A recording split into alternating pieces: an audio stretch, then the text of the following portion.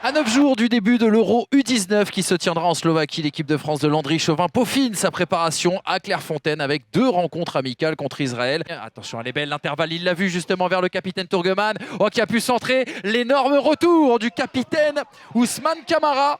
Relais de Adeline là, pour aller trouver Virginus à l'entrée de la surface de réparation qui a bien combiné avec Adeline. Virginus qui va pousser, Virginus qui va piquer, mais ce ballon qui va passer au-dessus. Début de Lior Gliklic.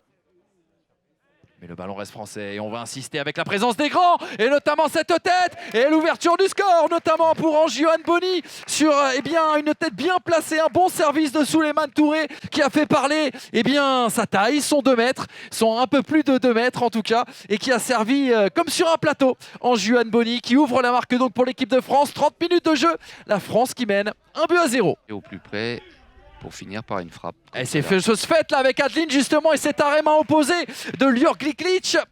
Adeline qui a obligé le gardien israélien à se détendre. Malheureusement, elle sort en 5,50.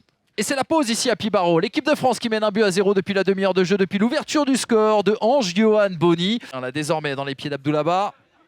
Da Silva qui va prendre sa chance, elle est tendue. Hop, hop, hop, hop, hop. C'est passé juste à côté. Mais là encore une fois, prise de responsabilité et l'intention était plutôt bonne. Là encore une fois, vous le voyez dans cette surface de réparation, les grands sont montés. C'est parti pour Florent Da Silva avec cette tête quasiment à l'aveugle de Loum Chuaouna. Attention. Ouais, ce bel enchaînement là, c'est bien combiné là pour Doklomati qui va les décaler. La frappe croisée, l'égalisation israélienne. Et bien voilà, les Français piqués. On l'a dit, il y avait eu peu d'occasions israéliennes, peu d'occasions françaises.